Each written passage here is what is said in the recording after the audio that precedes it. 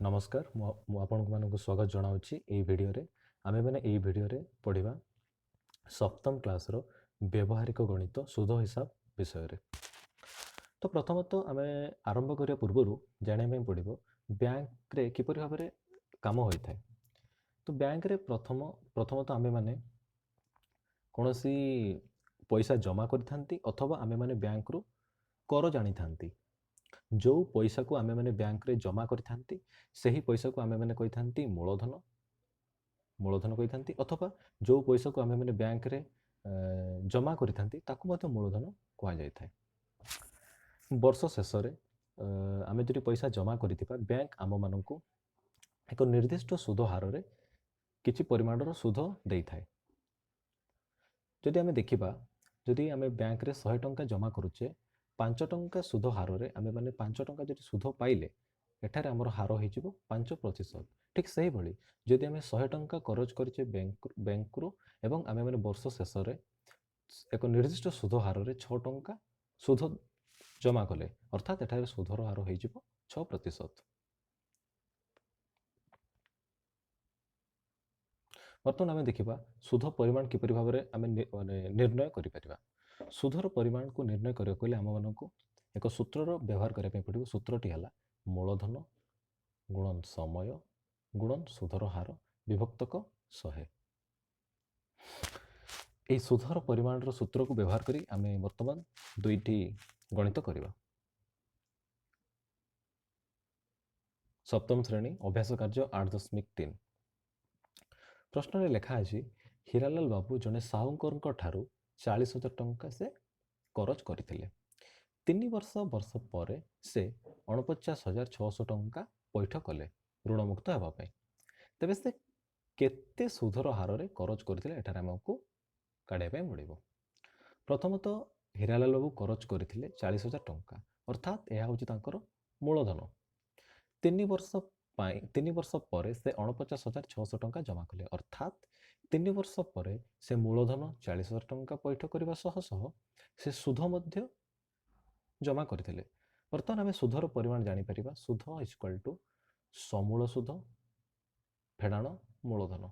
एठारे से सर्वमोट पैठ कले 49,600 टंका अर्थात एठारे समूल सुध होउची 49,600 टंका फेडाण मूलधन हला 40,000 टंका एणु सुधर परिमाण हला हमर 9,600 टंका।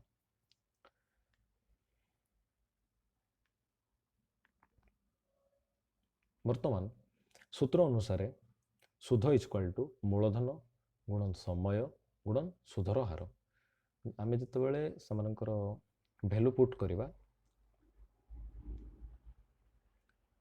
वैल्यू पुट करि सारला पर आमे देखिबा वज्र गुणन करिबा r इक्वल टू 9,600 विभक्तक 1200 जोटा कि हमर हला 8 अर्थात 8%। एणु हीरालाल बाबू 8% हार रे करज करिथिले। करज करिवारो 3 वर्ष पर से 49,600 टंका पैठ कले अर्थात मूलधन 40,000 टंका देवा संगे संगे तांकु 9,600 टंका सुध आकार देवा पय पड़िथिला। आशा करूची ए गणितटी आपण माने बुझी परिथिबे।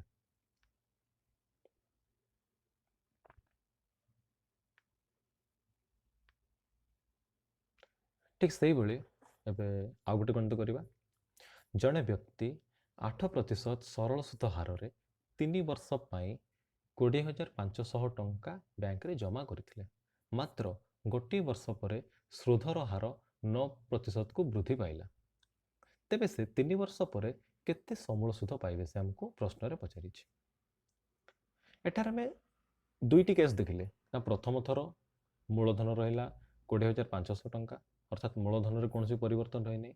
हार रहिला आम पई 8% एवं प्रथम वर्ष पई केवल आमर समय रहिला ए जो 8% हार यह केवल गोटे वर्ष पई लागू रहिला। एणु 8% हार रे आमे माने सुध पाइबा मूलधन गुणन समय गुणन हार। मूलधन 20,500 समय 1 वर्ष हार 8 विभक्तक 100। जदि आमे देखिबा आमे सुध पाइले 1600 टंका अर्थात प्रथम वर्ष आमे माने सुध पाइले 1600 टंका।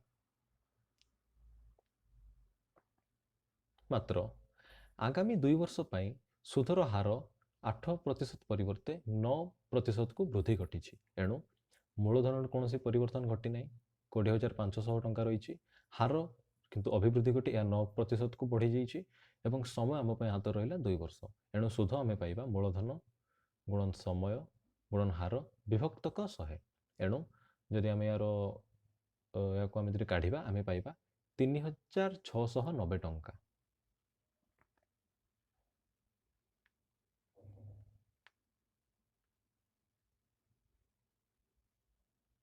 ଏଣୁ ଆମେମାନେ ମୋଟ ସୁଧ ପାଇଲେ ପ୍ରଥମ ବର୍ଷ ପାଇଲେ 1,600 ଟଙ୍କା, ଶେଷ 2 ବର୍ଷ ପାଇଁ ଆମେ ପାଇଲେ 3,690 ଟଙ୍କା। ଏଣୁ ଆମେ ମୋଟ ପାଇଲେ 5,290 ଟଙ୍କା। ଏଣୁ ସମୂଳ ସୁଧ ଆମେମାନେ ପାଇବା ମୂଳଧନ ଯୁକ୍ତ ସୁଧ 20,500 ମିଶାଣ 5,290। ଆମେ ସର୍ବମୋଟ ପାଇବା 25,790।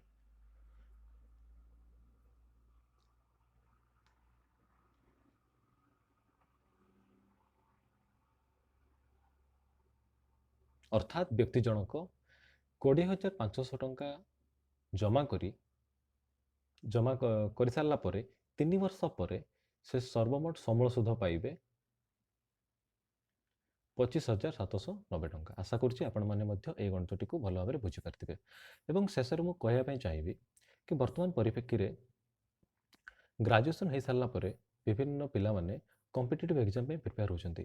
ମାତ୍ର ଆମେମାନେ ଯଦି ଆମର ସ୍କୁଲ ସ୍ତରରୁ ଭଲ ଭାବରେ ପଢ଼ି ରଖିବା ଏବଂ ଭଲ ଭାବରେ ଅଙ୍କ କଷିବା ସହିତ ଯଦି ଆମେ ଭଲ ଭାବରେ ଇତିହାସ ଭୂଗୋଳ ସେସବୁକୁ ମଧ୍ୟ ଭଲ ଭାବରେ ପଢ଼ିବା, ଆମେମାନେ ଆମର ଗ୍ରାଜୁଏସନ୍ ପରେ ଭଲ ଭାବରେ କମ୍ପିଟିଟିଭ୍ ଏକ୍ଜାମ୍କୁ ଆମେମାନେ ଦେଇପାରିବା।